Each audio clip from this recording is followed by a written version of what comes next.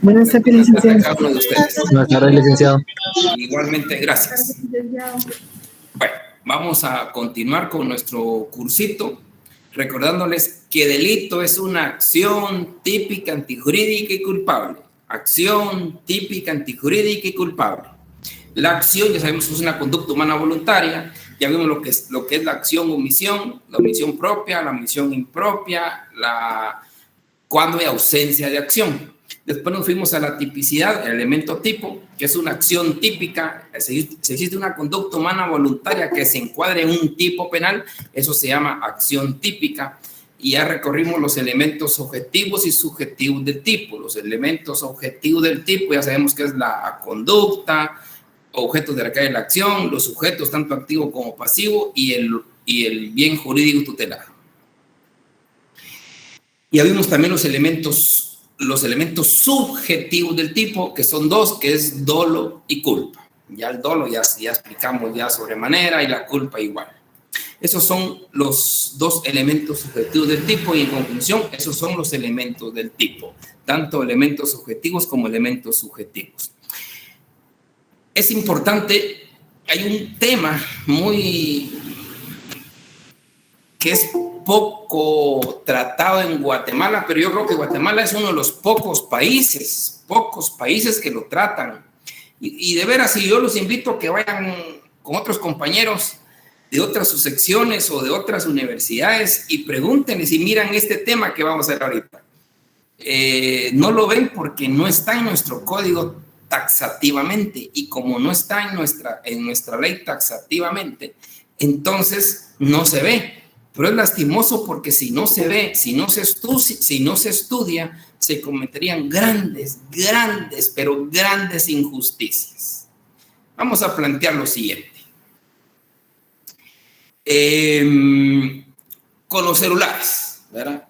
¿Quién de aquí no tenemos celulares? Aquí todo el mundo tiene celulares. Y es bueno porque a larga es una forma de acercarse a las personas, es una forma de acercarse al mundo, de estar comunicado constantemente. ¿Quién no tiene un teléfono? ¿Quiénes de aquí nosotros no tenemos teléfonos totalmente idénticos? Que lo único que cambia es el número en sí. De ahí todos son teléfonos iguales o muy idénticos. ¿Quién de aquí no puede comprar un teléfono idéntico al otro sin saberlo? Comprar el mismo protector sin saberlo. O sea, eso ya es normal. Pues estamos en las aulas y todos tenemos nuestro teléfono. Y usted tiene un teléfono Samsung, no sé qué generación, pongamos la generación Z. Bueno, usted tiene un teléfono Samsung generación Z y otro compañero de otra aula tiene igual este Samsung generación Z con el mismo estuche. Y se da la cosa que el compañero de la otra sección deja su teléfono en un lugar y usted también, ¿verdad? Pero por dar circunstancias, cualquier plática o cualquier descuido, usted, en lugar de tomar el teléfono suyo, toma el de él y se lo lleva usted para su casa. Y el de él, alguien más a propósito se lo roba.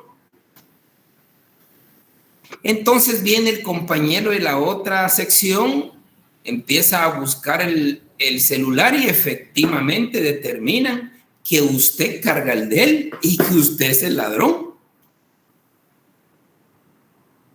¿Qué va a responder usted ahí? ¿Cómo vamos a salvar al compañero o realmente el compañero cometió delito? Recordemos que el compañero, él miró un teléfono que para él es el suyo. Entonces tomó eso creo que a todos nos ha pasado. Tomó y se lo llevó, pensando en que es de él, porque es idéntico. Y el que es de él propiamente dicho, ese sí se desapareció, se lo robaron, a saber, demos por enterado que se le desapareció. Entonces empiezan las investigaciones y determinan que usted carga el del compañero a la otra sección y que usted es el ladrón porque usted se lo llevó. Usted dice, no, perdón, pero es que yo tengo un igual. No, un momento, señor, esto es robo. Y lo vamos a llevar preso y se lo llevan preso por robo de celulares. La pregunta es, ¿el compañero tenía la intención de robar un celular, sí o no? No. No. Ahí está. No. Entonces, ¿qué hacemos? O como dirían ustedes en su época inicial del curso, la ley, nadie puede alegar ignorancia y ahí, pues, pobrecito, pero aunque sea pena mínima, le ponemos que la pena mínima rondea los 8 años. ¿Qué hacemos con el compañero? ¿Es justo que lo condenen por ese robo, sí o no? No, porque fue un error, no robo. Ahí está. Me encanta lo que acaba de decir ahorita. Me encanta lo que dijo ahorita doña Amanda. Me fascina lo que dijo ahorita. Un error. Y eso es lo que vamos a tratar ahora. El error. El error en el derecho penal. Ahí sí que no me vengan a decir, y si se dan cuenta, ustedes lo están respondiendo con simple lógica. Simple sentido común. Es que el pobre no, es que él, lo que dijo doña Amanda es que fue un error, claro. Lastimosamente, en nuestro Código Penal no se contempla el error per se, no se contempla. Entonces, pregunten ustedes a los demás compañeros que están en Derecho Penal en otras secciones, en otras universidades, no ven el error. Y es lastimoso, porque entonces, ¿qué pasa en estos casos? Y claro que podemos alegar errores, claro que sí, podemos alegar errores. Y en este caso es ignorancia. Ignorancia, ¿por qué? Porque la persona ignoraba que este teléfono no era de él. Entonces podemos alegar ignorancia, claro. Y lo que dijo doña Amanda, eso es, en este tema se habla de un error de tipo. Así se trata. Error de tipo. Es un error de tipo. Es un error de tipo porque el error de tipo se define como el desconocimiento de los elementos objetivos del tipo. Aquí refrescamos otra vez elementos objetivos y elementos subjetivos. El error de tipo es el error de los elementos objetivos del tipo. ¿Cuáles son los elementos objetivos del tipo? El objeto, sabemos la conducta, sujetos, objeto donde recae la acción. Y aquí él desconocía que el objeto donde recaía la acción, él desconocía que no era de él. Él no sabía que era de él. Y como no sabía que era de él, entonces ahí se da un error en los elementos objetivos del tipo. Y esto se llama un error de tipo. Es un error de tipo. El problema, y lo vuelvo a insistir, yo creo que somos de los pocos países que no tenemos contemplado el nombre per se así en nuestro Código Penal. Ni error de tipo, ni error de prohibición. Es fácil, ahorita con internet, olvídense, ustedes conocen el mundo y explotan el mundo. Y disfrútenlo y háganlo. Pero ustedes, anteriormente uno tenía que ver dónde conseguía un código penal del Salvador. Y ahora ustedes lo buscan por Google y encuentran código penal del Salvador y ahí le va a salir su código penal y en las primeras páginas aparece error de tipo y error de prohibición. Salvador, Honduras, Nicaragua, Costa Rica, todos los países tienen error de tipo y error de prohibición. Todos, menos Guatemala. Y por eso no se enseña, eso es lo más lamentable. Profesores que muchas, por desgracia, no conocen el error de tipo. Jueces no conocen el error de tipo. Imagínense cómo solventamos estos casos que se dan a diario. Las damas, ¿quién no agarra una chaqueta ajena pensando que es la de él? La de ella, perdón. O una bolsa. Bolsas que no sé qué marcas tienen porque hay una cantidad de marcas que uno ya no sabe. una marca Patito, muy de lujo, y esa es la mía, y que no es la de ella, es de otra persona, y se llevan una cantidad de dinero. Y la pregunta es, ¿qué hacemos ahí? Entonces, el error de tipo a la larga es una ausencia de dolo. Volviendo al tema del dolo, ausencia de dolo, porque ahí no hay dolo. Si se dan cuenta, ahí lo que no existe es efectivamente ese querer. Él nunca supo que quería robar, él nunca supo que quería sustraer la bolsa, o ella, o aquellos casos jóvenes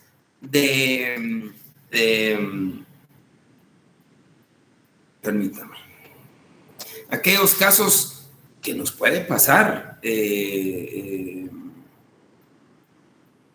Creo que ya lo vimos en un ejemplo cuando alguien tiene un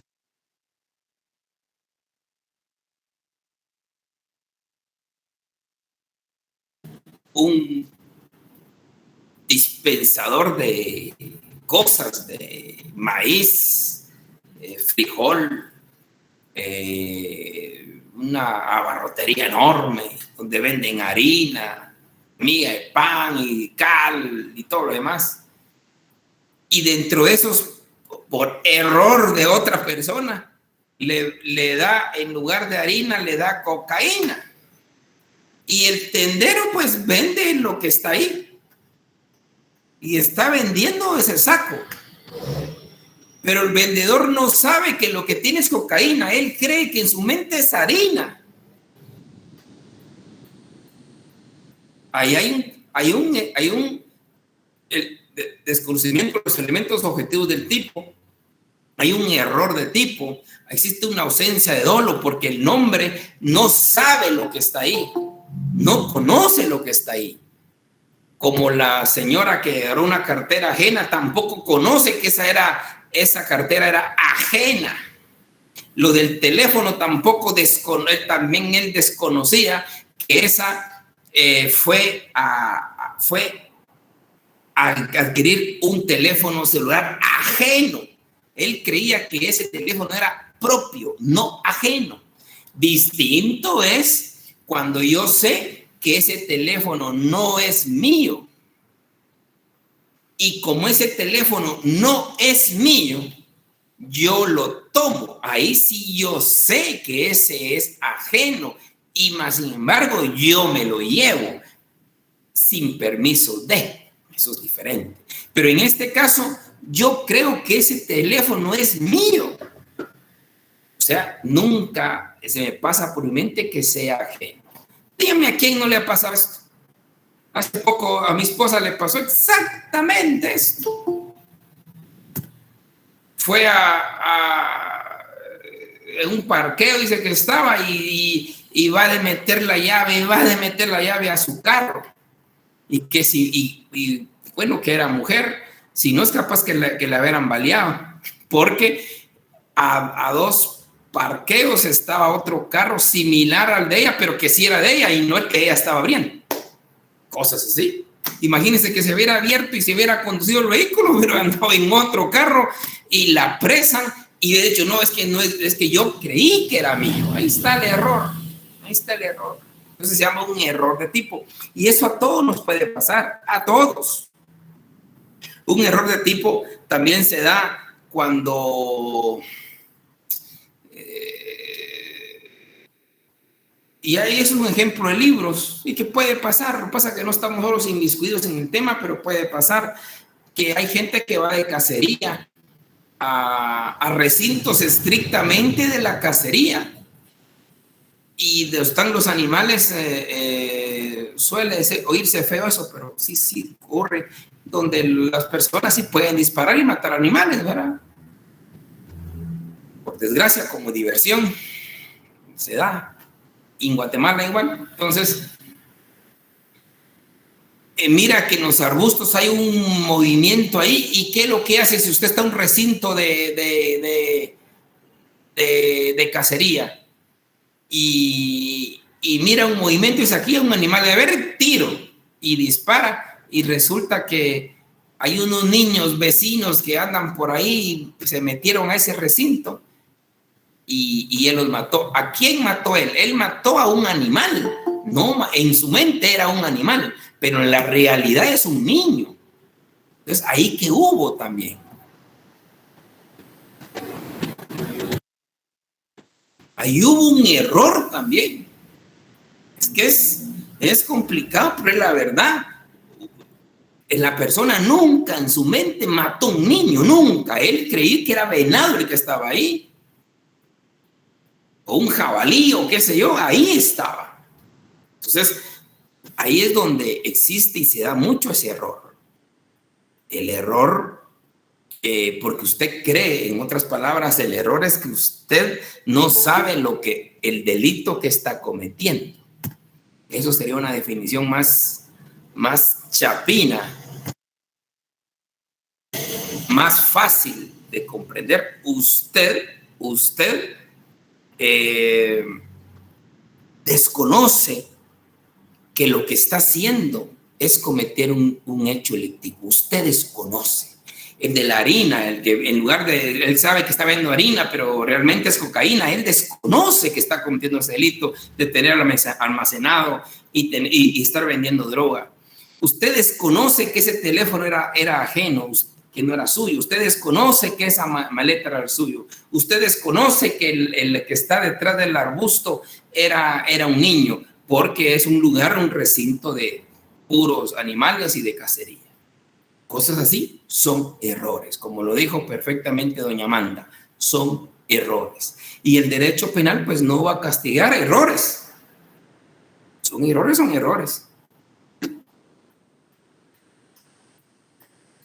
Y aquí vienen las dos clases de errores. Las dos clases de errores. Errores de tipo, que hay un error de tipo invencible y un error de tipo vencible. Esto es muy importante. En cada hecho que miramos y que podemos apreciar, detectar un error de tipo, tenemos que evaluarlo desde la perspectiva de un hombre medio, dice la doctrina, ubicándonos desde la perspectiva de un hombre normal como nosotros, poniéndolos a pensar que él es también como nosotros, sin un conocimiento más técnico, pues. Entonces, poniéndonos en lugar, tenemos que determinar si ese error era vencible o ese error era realmente invencible.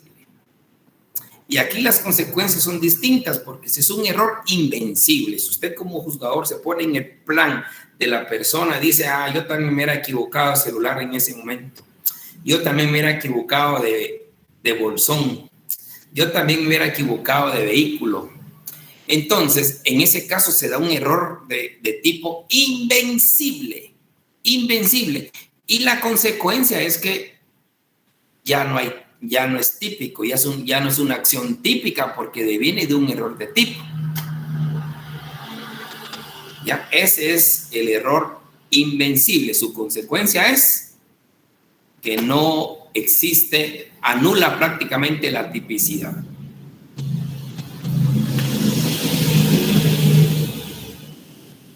Ya no se da una acción típica porque existe un error de tipo que a la larga impide que exista ese dolo, porque el dolo a la larga lo que se quiere es conocer y tener la voluntad de hacerlo. Y en este caso no conocía, no sabía.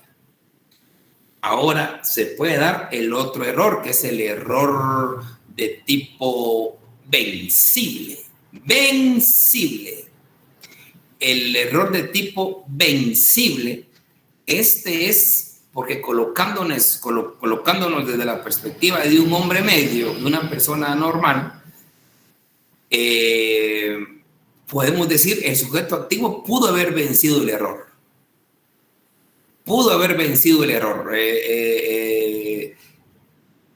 Entonces, al determinar usted que el sujeto se extralimitó y pudo haber vencido el error, entonces esto se convierte en un delito culposo. siempre y cuando exista. Siempre y cuando exista el tipo penal referido de manera culposa, porque recordemos que no podemos crear figuras culposas, solo las que están en la ley. Entonces, dice, eso es un error de tipo invencible, prácticamente ya no hay acción típica, y si no hay acción típica es porque ya no puede existir delito. Ahora, si es un error de tipo vencible, colocándonos en el lugar de la persona pudo haber vencido el error, por ejemplo, decir si en la cotidianidad existe alguna posibilidad de que él pudo haberse dado cuenta, entonces pudo haber vencido el error, pero no, él continuó, o la maleta o algo así, o el mismo vehículo, viendo que este no es el mío porque el mío tiene algunas cosas particulares en la cabina. Entonces, y a pesar de eso, pues se lo lleva. Ahí es un error de tipo invencible. Vencible. Hay circunstancias en los casos concretos donde el juzgador podrá determinar si es invencible o es vencible el error. Pero las consecuencias son distintas. Si es invencible, definitivamente no se le puede perseguir. Si es vencible, pues hay que determinar si en ese tipo concreto existe un robo, por ejemplo, en este caso, robo culposo. Y al mirar nuestro Código Penal no existe el robo culposo o el hurto culposo. Entonces tampoco se le puede condenar nada porque no existe en sí nuestra ley el hurto y robo culposo. Pero si hubiera cualquier otro delito, por ejemplo el del arbusto, que el señor sí pudo haber vencido el error, porque previo a disparar tiene que ver algún animal y no vio nada, sino que solo se lanzó el tiro, entonces ahí se puede tirar. Bueno, él pudo haber vencido el error y como consecuencia no es un homicidio, pero sí puede ser un homicidio culposo, porque se convierte, si es vencible el error, se convierte en culposo. Don Paulo, sí. Yo tengo una duda. ¿Cómo se puede demostrar esto en un juicio o algo así? ¿De qué tipo es? Perdón, don Paulo. Es que aquí estaba leyendo la página y dice que se tiene que establecer la perspectiva de un hombre medio. Sí. Entonces, este hombre medio optaría un juez, ¿no? Que tiene que ver. Mire, usted como juzgador, porque aquí está usted juzgando, aquí ya está aprobado todo. Recordemos que la teoría jurídica de delito se aplica hasta de último, después de haber trasladado todo lo que es la prueba y todo. Entonces usted como juzgador ya determina cómo fueron los hechos. Y usted como juzgador dice, se pone en el lugar de la persona y puede decir, en esta circunstancia el sujeto activo pudo haber vencido el error. O realmente no pudo haber vencido el error. Que ahí es solo en caso concreto, usted como juzgador puede determinar, colocándose bajo las perspectivas de un hombre normal, de un ser, de una persona normal, usted puede determinar si la persona pudo haber vencido ese error o no pudo haber vencido ese error.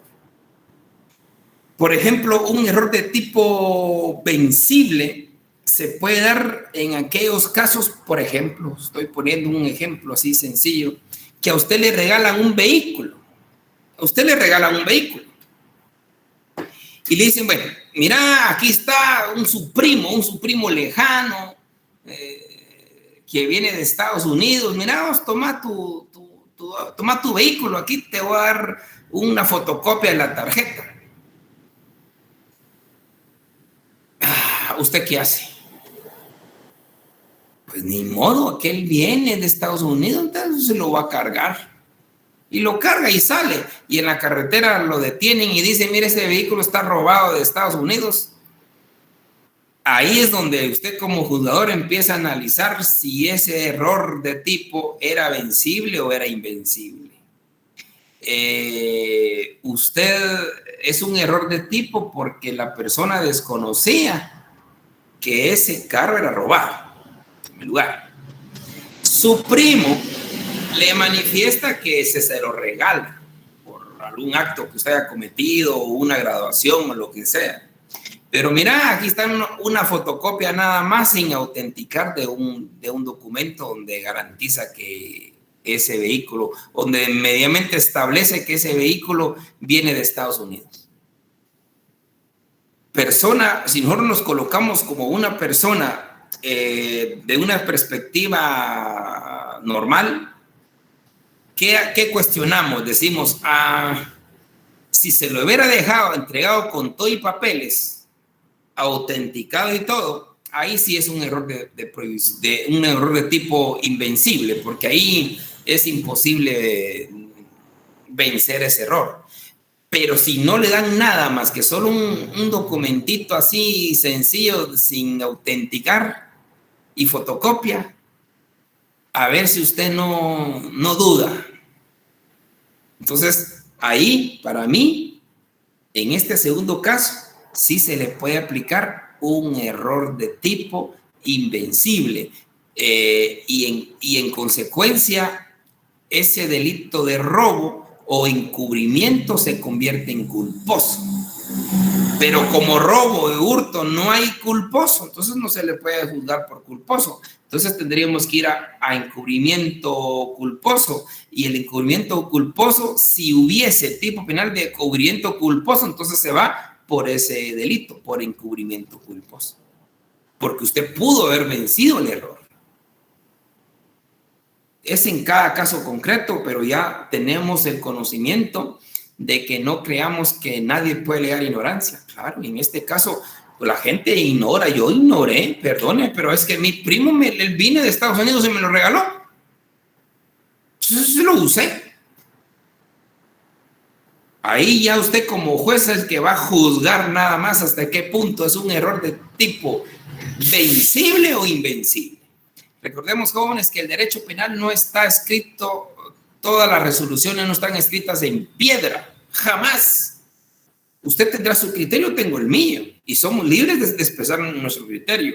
Lo que queremos en derecho penal es que no se salten de la tangente, que aquí me vengan a hablar sobre la culpabilidad, si estamos en el tipo. Entonces ya la resolución usted tendrá como estudiante y no digamos como juzgador un criterio. En este caso para mí existe un error de tipo invencible, por esto usted tendrá sus razonamientos. O a decir, aquí en este caso existe un error de tipo vencible, porque la persona pudo haber vencido el error desde el momento en que denotó que no le dan un documento formal, se hubiera abstenido de utilizarlo y de buscar la situación real, pero no lo hizo. Entonces ahí faltó al deber objetivo de cuidado y por eso se convierte en culposo. Hay un ejemplo ahí que damos del libro, pero es un poco más polémico. Es cuando hay un muchacho de 25 años se encuentra con una señorita que tiene 17 y le gusta, y el muchacho le pregunta, ¿cuántos años tienes? 19. Y la señorita es grande y se siente como 19, pues accede. Y después lo demandan por estupro, por ejemplo, por haberse metido con una menor de edad. Para él era 19 años. Ahí está donde estamos viendo hasta qué punto pudo haber vencido el error o no pudo haber vencido el error. Ese tema es bonito en cada caso concreto.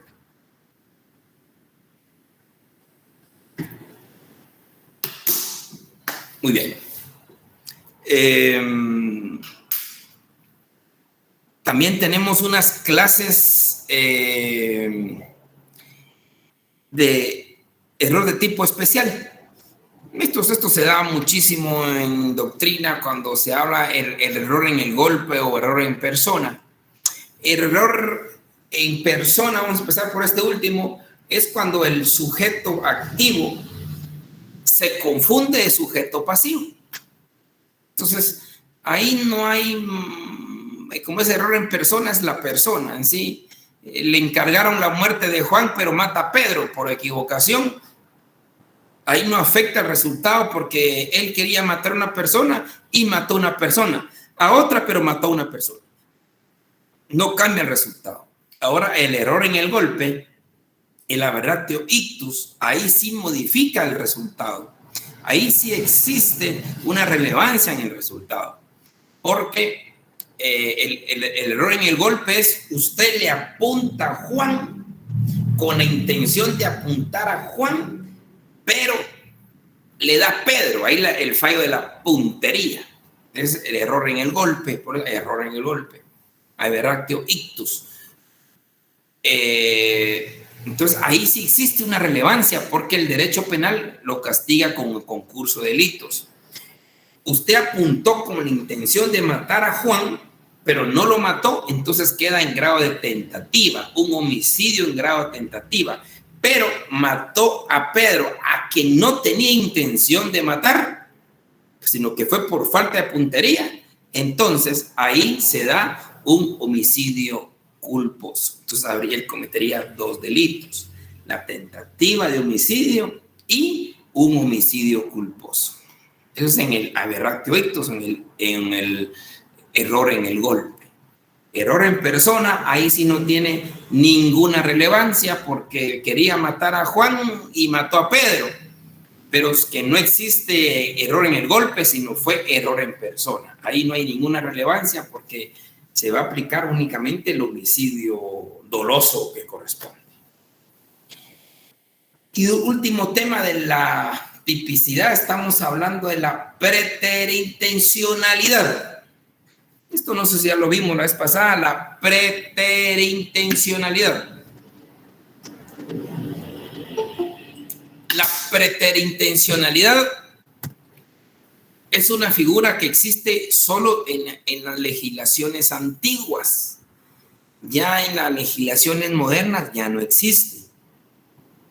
Pero nosotros creo que tenemos 2 tipos penales que se castiga la preterintencionalidad.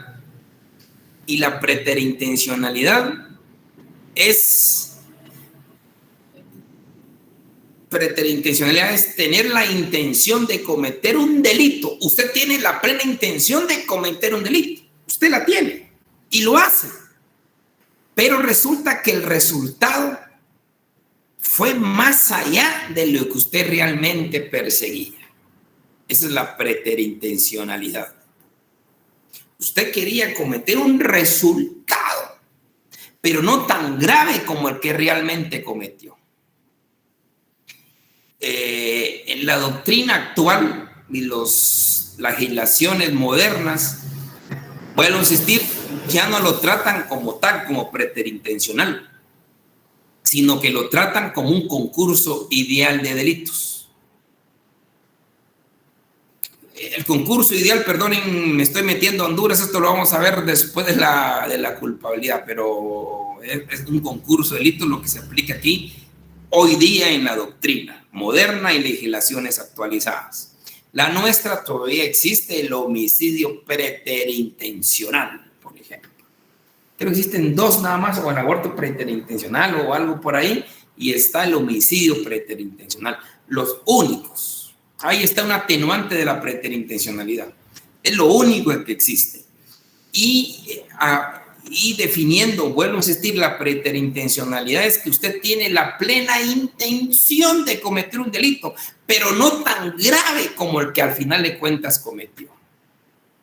Por eso se me debería trabajar mejor como un concurso de delitos, pero con Guatemala no se trabaja en concurso de delitos, sino se trabaja con nombre propio de preterintencional.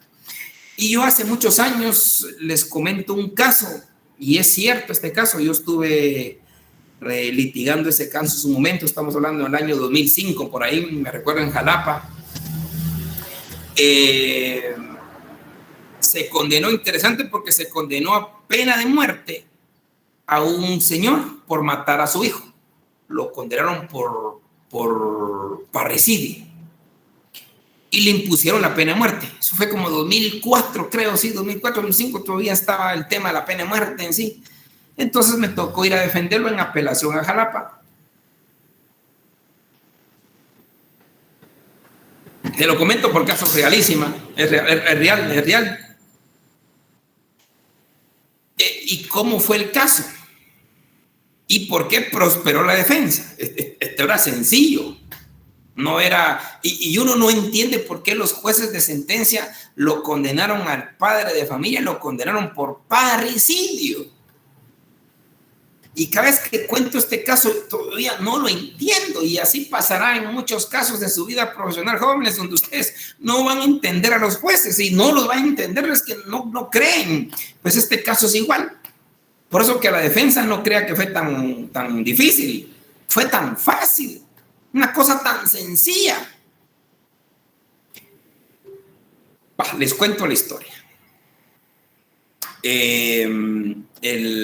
Se trata de un padre de familia, de estos de allá del oriente, donde recordemos nuestra cultura, información, pues esto pues a veces falta agilizarse un poquito más de esto, ¿verdad? Pero hay que entender también nuestra cultura, la idiosincrasia nuestra.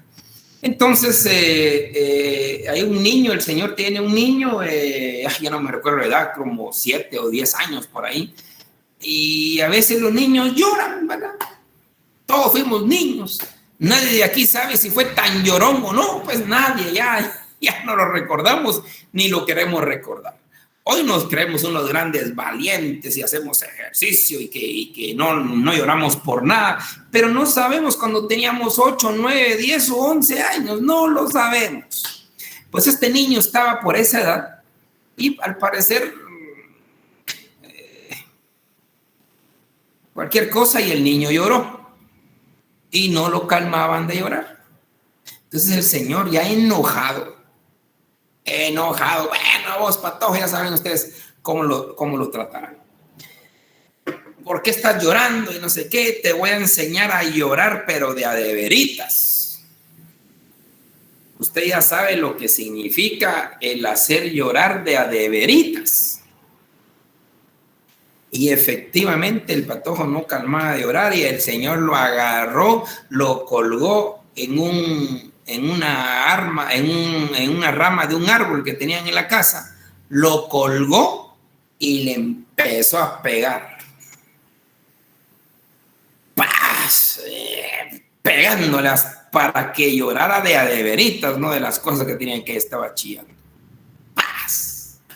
Y después el niño empezó ya a silenciarse y a cambiar de color, y el señor se asombra, se asusta, corta la cuerda y pide ayuda, que ya traigan a los bomberos, y se lleva al niño, a su hijo al hospital, llevándolo, y lo lleva al hospital, y en el hospital muere su hijo a consecuencia de los azotes.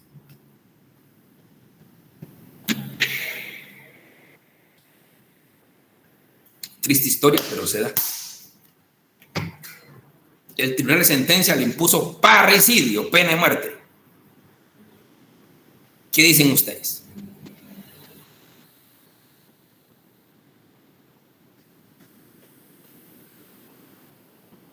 ¿Hay alguien del otro lado? Me parece que no era esa la intención del padre. Sin embargo, el resultado fue ese. Así es. Entonces, ¿eso cómo se llama? Homicidio. ¿Pero qué? Homicidio culposo. No, les dije que... Preterintencionalidad. Es homicidio preterintencional. Se llama homicidio preterintencional. Y así lo dice nuestro Código Penal. Se los voy a buscar, que por aquí lo cargo. Nuestro Código Penal, en el artículo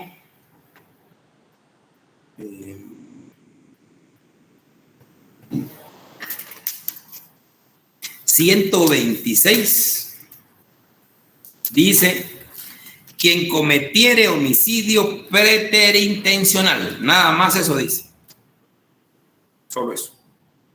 126. Quien cometiere homicidio preterintencional será sancionado de 2 a 10 años de prisión. Quien cometiere homicidio preterintencional. Pero nosotros ya sabemos lo que es homicidio, que es la preterintencionalidad. Y la preterintencionalidad, como ya dijimos, es tener la intención de cometer un delito, pero no de tanta gravedad como como el resultado que se dio al final. Eso es preterintencional. Entonces, exactamente eso fue lo que hizo el Señor. El Señor lo quería lesionar. Sí, él agarró el lazo, no sé con qué le pegó. Él sí tenía ánimo de lesionar, pero nunca de matar. Y esto es fácil la evidencia, porque desde el momento en que el Señor se asustó y que el niño ya no empezó ni siquiera a hacer ruido y cambió el color, el mismo Señor cortó el lazo, llamó a la gente para que llamaran a los bomberos y llegaron los bomberos. Él mismo se fue en la ambulancia de los bomberos. Él mismo llegó al hospital a entregar a su hijo para que le salvaran la vida. O sea, ahí se nota que lo que quería era lesionarlo. Obviamente, lesiones fuertes, pues, pero nunca matarlo. Sí, don Paulo, perdone. Entonces, ¿por qué el juez dispuso que era parricidio? ¿Hay alguna explicación por ahí? No. Pues eso valdría la pena preguntárselo al tribunal de sentencia que lo juzgó en primera instancia. Usted, miren, sobre este tema, ustedes se van a dar cuenta ya en su vida profesional que hay muchas judicaturas que dejan mucho que desear, pero mucho. Hay muchos que se dejan llevar por presiones políticas, por presiones periodísticas, por cualquier presión. Eso es malo. Porque se supone que usted es juez y usted como juzgador tiene que ser objetivísimo. No mirar si la prensa lo apoya o no lo apoya en sus resoluciones, no mirar si los medios de comunicación, alguna población o un grupo lo apoya o no lo apoya, no. Y en este caso era evidente. Y por eso la pregunta, don Pablo, usted mismo se sorprende, dice, ¿cuál es la razón para poner el parricidio? Pues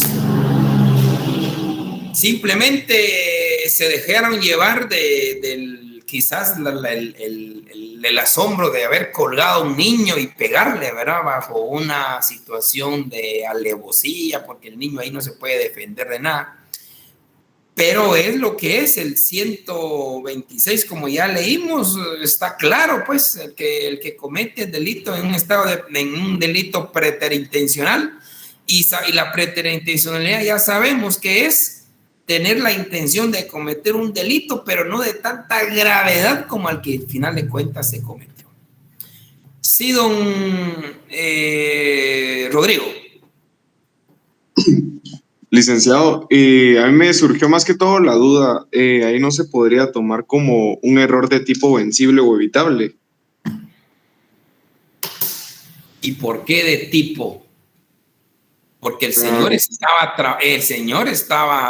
él sabía lo que estaba haciendo. Ya, pero, o sea, él no quería asesinar al niño, entonces ahí vemos una ausencia de dolo, ¿no? No, él quería lesionar al niño. Lo que no quería era matarlo. Como les dije, eso es lo que nos da nuestra legislación. Las legislaciones modernas y la doctrina actual no lo ve como preterintencional. La doctrina actual y las legislaciones modernas lo ven como un concurso de delitos, ahí donde quizás su lógica se ubica y perfectamente. Ahí si estuviéramos hablando de la doctrina actual con una legislación actual, estaríamos diciendo que existe un concurso de delitos. Ahí existe lesiones gravísimas o graves en concurso ideal con homicidio culposo. Ahí coincide en lo que usted está diciendo, pero esto es cuando en la ley no tengamos la preterintencionalidad. El problema es que en nuestra ley sí aparece la preterintencionalidad y aparecen tipos penales así taxativos, porque de lo contrario yo estaría totalmente de acuerdo con lo que usted dice. El otro tipo penal preterintencional es el aborto 138, aborto preterintencional. Entonces, como aparecen tipos penales específicos establecidos en ley, pues hay que aplicarlos, ¿verdad? Pero ojo, don Rodrigo, usted tiene toda la razón. Si no existiera la figura preterintencional como la que existe en nuestra ley, tendríamos que aplicar un concurso de delitos. Eso es lo que dice la doctrina actual. Sería lesiones dolosas, porque lo que quería era ocasionarle dolor, lesionarlo. Y homicidio en concurso con homicidio culposo, porque él faltó a ese deber objetivo de cuidado de no matar al niño. ¿Ya? No sé si está claro. Sí, licenciado. ¿Cómo? Sí, me quedó muy claro, muchas gracias. Ok, pero eso, lo que usted dice exactamente es lo que debería de aplicarse en una doctrina actual y en una legislación moderna, pero nuestro código lo dice como tal. Doña Rocío, cuénteme.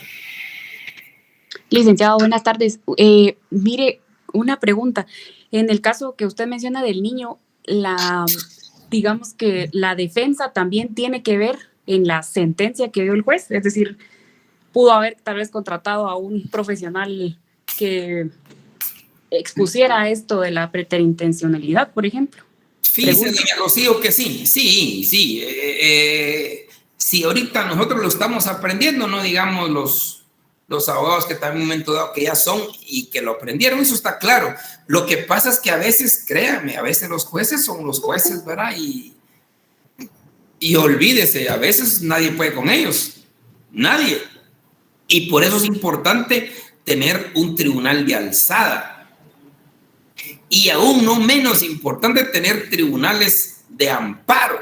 Ustedes en su vida profesional se van a dar cuenta que hay muchos jueces que dejan mucho que desear, pero mucho que desear, de verdad. Este es un pequeño ejemplo de otros que les podría llenar de ejemplos.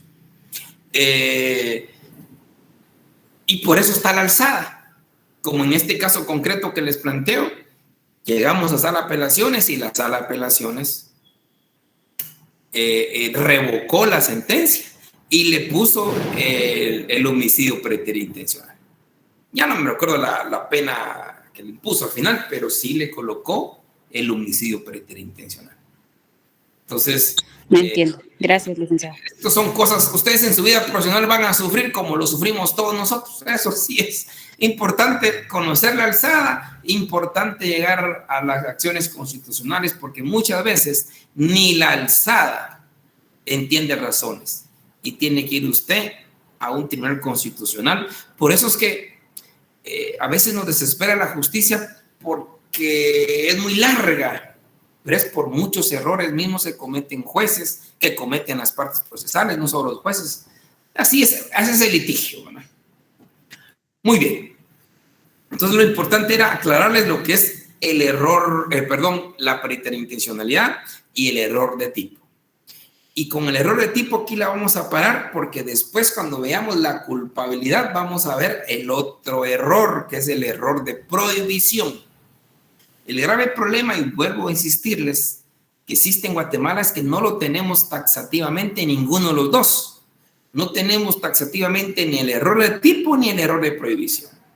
Pero tenemos que saber que para aplicar el error de tipo, en estos casos, nuestro fundamento tendrá que ser el Pacto de San José, en el artículo 8, y el artículo 11 y 12 de su mismo Código Penal, porque el artículo 11 nos habla del dolo y el artículo 12 nos habla de la culpa y el artículo 8 del Pacto de San José nos habla de las garantías judiciales.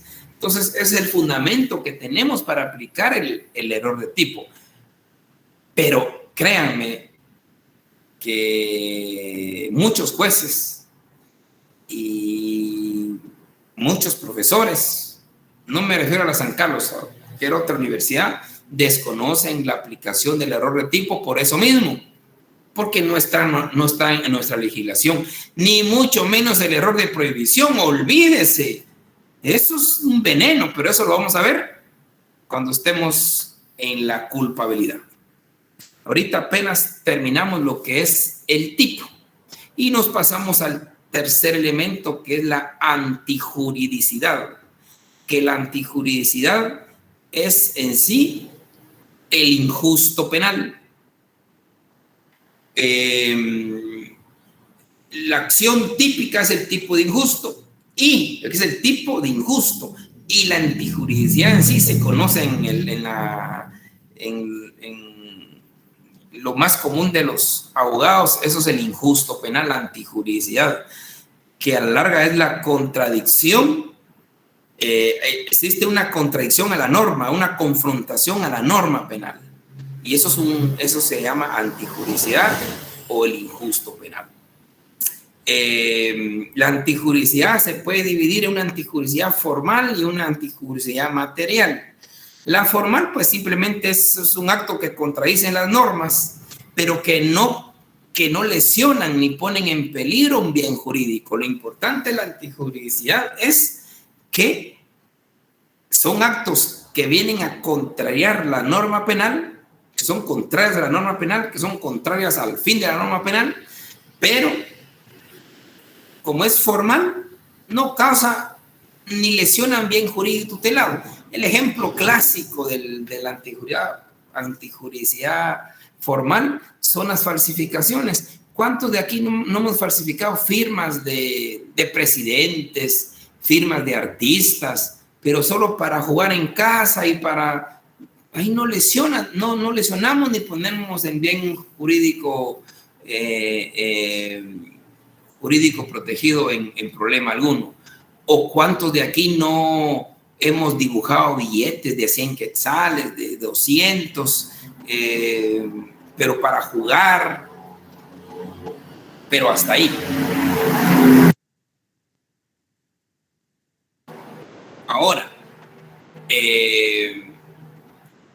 Ahora, si esa falsificación de firmas sí va a producir un efecto, sí se va a vender falsamente una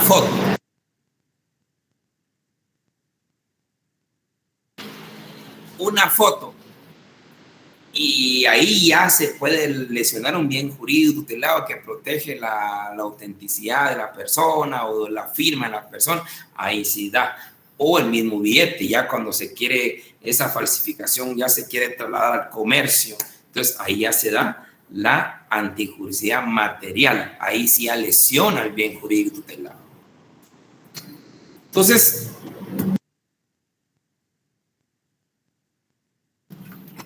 la antijuridicidad formal no se sanciona, porque simplemente son actos que contrarían a las normas penales, pero no lesionan ni ponen en peligro un bien jurídico tutelado. Ahora, la antijuridicidad material sí es la que importa en el derecho penal, porque ahí sí lesiona o pone en peligro un bien jurídico tutelado. Lo importante de la antijuridicidad en lo que corresponde a nuestro curso es que para que exista delito tiene que haber acción típica y antijurídica. ¿Cuándo no se da la antijuridicidad? Y la antijuridicidad no se da cuando existen causas de justificación. Y las causas de justificación vienen a negar la antijuridicidad. Primero, nosotros miramos la vez pasada que la acción típica tiene un indicio de ser antijurídico, claro, porque es una conducta que encuadra en el tipo penal. Ahora tenemos que ver si esa acción típica tiene alguna causa de justificación o no tiene causa de justificación. Si tiene causa de justificación, pues efectivamente entonces niega la antijuridicidad, ya solo sería una acción típica pero no antijurídica y en consecuencia no es delito. Entonces tenemos que analizar aquí cuáles son las causas de justificación. Y las causas de justificación son 3. Esto está fácil porque esto lo miramos en nuestro propio código. Aquí no nos podemos salir de nuestro código. ¿Cuáles son las causas de justificación?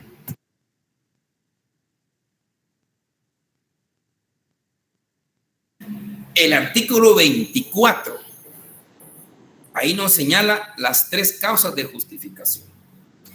Una es legítima defensa, la otra es el estado de necesidad y por último el legítimo ejercicio de un derecho. Son 3 causas de justificación: legítima defensa, estado de necesidad y legítimo ejercicio de un derecho. En otras palabras sencillas, alguien cometió una acción típica, tenemos que ver si es antijurídica. Si es antijurídica es que porque lo hizo o realizó esa acción típica sin ninguna causa de justificación. Sin ninguna causa de justificación. Ahora, si se determina que la persona realizó una acción típica, pero porque existía alguna causa de justificación, entonces decimos, esa es una acción típica no antijurídica. Y como no es antijurídica, ya no hay delito. Esto es sencillo. Lo que pasa es que tenemos que utilizar el léxico jurídico. Ustedes decían, eso fue en defensa propia. No, en defensa propia, sí. Si se prueba que fue en defensa propia, entonces existe. Esto fue una acción típica no antijurídica y como consecuencia no es delito. Y porque se dio una causa de justificación de conformidad con el artículo 24, se da la legítima defensa, por ejemplo, o un estado de necesidad, o un legítimo ejercicio de un derecho. Ahí se dan las causas de justificación. Pero antes de adentrarnos a las causas de justificación, vamos a ver que las causas de justificación tienen elementos. Un elemento objetivo y un elemento subjetivo. Yo sé que ustedes están hartos del elemento objetivo, el elemento subjetivo, pero es el estudio. Esto así es. Y esto nos va a servir para cuando veamos el error, se van a dar cuenta. Porque existe un error en los elementos objetivos de las causas de justificación y hay error en los elementos subjetivos de las causas de justificación. Usted ahorita dirá, ¿y qué me está hablando? Pero lo vamos a probar, lo vamos a ver. Entonces, las causas de justificación existen elementos. Hay un elemento objetivo y un elemento subjetivo de las causas de justificación. ¿Cuáles son los elementos subjetivos de las causas de justificación? Efectivamente es la percepción que tenemos de una agresión, de un daño que se va a hacer, de una percepción de defendernos o de proteger bienes. Esa es la percepción, elemento objetivo. Hay una percepción. Miramos un revólver que nos van a disparar, esa es la percepción, el elemento objetivo de las causas de justificación. Miramos que nos van a disparar. O miramos que nos van a tirar encima un ganado, nos van a tirar encima un vehículo, cualquier cosa. O vemos que hay un niño que se está ahogando de humo en un apartamento. Ahí percibimos, es lo objetivo, la percepción. Son los elementos objetivos. Y el elemento subjetivo de las causas de justificación, lo subjetivo es el conocer y querer defenderse o proteger sus bienes, o los bienes de cualquiera. El otro percibe, eso es el objetivo, y el subjetivo es saber, conocer y saber y querer defenderse o proteger.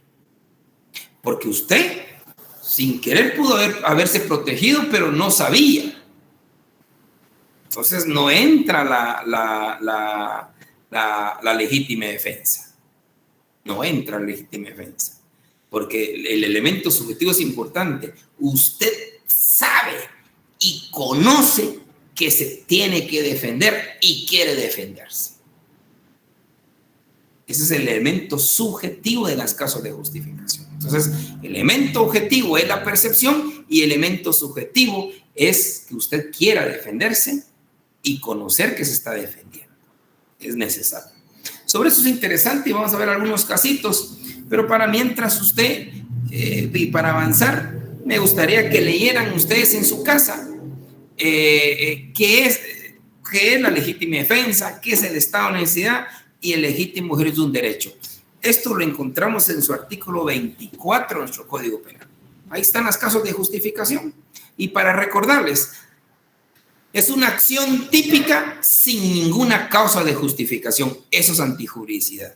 Si determinamos un caso concreto, es una acción típica sin caso de justificación, entonces estamos diciendo que es una acción típica y antijurídica. Ya solo nos faltaría un último elemento, que es la culpabilidad. Pero si la persona cometió el hecho con una causa de justificación, entonces no es antijurídico. El ejemplo más sencillo a ustedes. Aquel que ve que le están apuntando a su hijo y usted en forma inmediata mata que le está disparando, pues ahí usted cometió una acción humana. Sí. ¿Voluntaria? Sí. Perfecto. ¿Fue típica? Sí. ¿Por qué? Porque esa acción se encuadra a un tipo penal de homicidio. Sí. ¿Fue dolosa, culposa? Fue dolosa. Claro, si yo quise matarlo. Muy bien.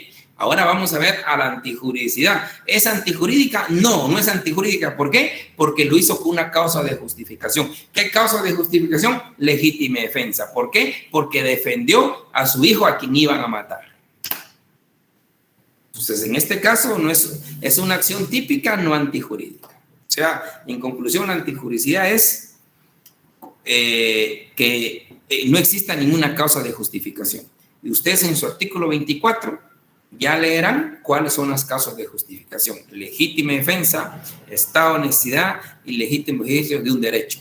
En esto se van a recordar del libro aquel de los exploradores de las cavernas. Bien, compañeritos, nos miraríamos el próximo jueves. Es un gusto saludarlos. Se cuidan. Feliz tarde. Gracias. Feliz tarde.